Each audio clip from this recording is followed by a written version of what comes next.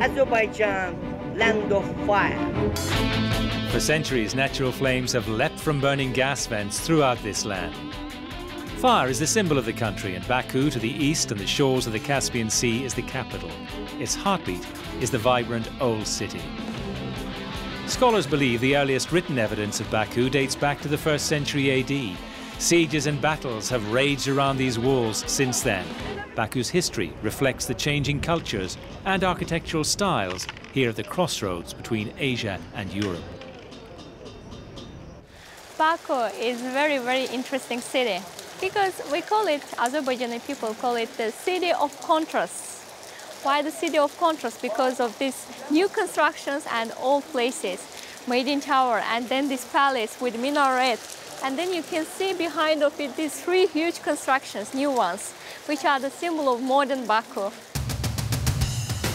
The country's century-old carpet-making industry is celebrated in a stunning new museum as a traditional craft and culture meets futuristic design, which reflects the story of this developing city.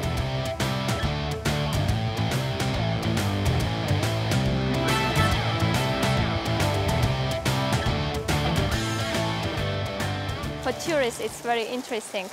So in one city, they can see different periods of time, different cultures.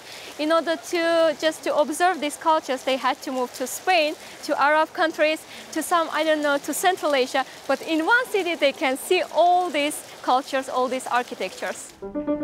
Within the walls of the Old City, which is a UNESCO World Heritage Site, is what is to date the world's only private museum of its kind. Visitors can view over 5,000 published books in miniature, collected from 64 countries, many by authors from across the globe. Miniature books is an art form, and the smaller the book, the greater the artistic value.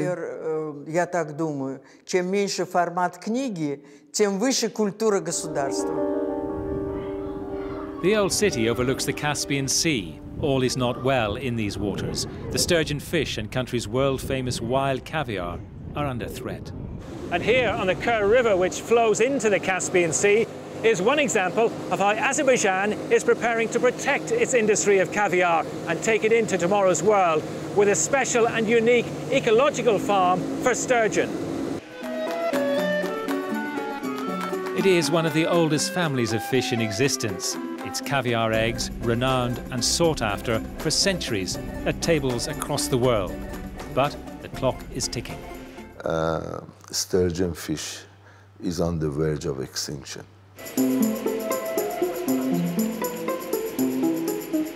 No more wild caviar if we don't do something about it now. Under strict ecological conditions, there is a breeding program in place. Each stage of development of every fish is closely monitored. After 5 years, they are released into the fresh water. Caviar fish is such a fish like salmon, for example. From whichever river they enter the sea, when they have caviar, they return to the same river to lay eggs.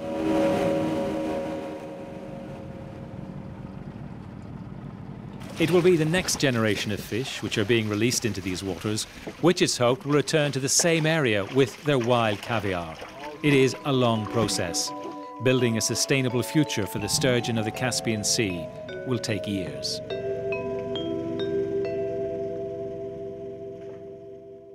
We've been served some wild caviar here, but with it being so rare and so expensive and the sturgeon under threat, it's not something that you eat lightly. But let's have a flavour of this wild caviar.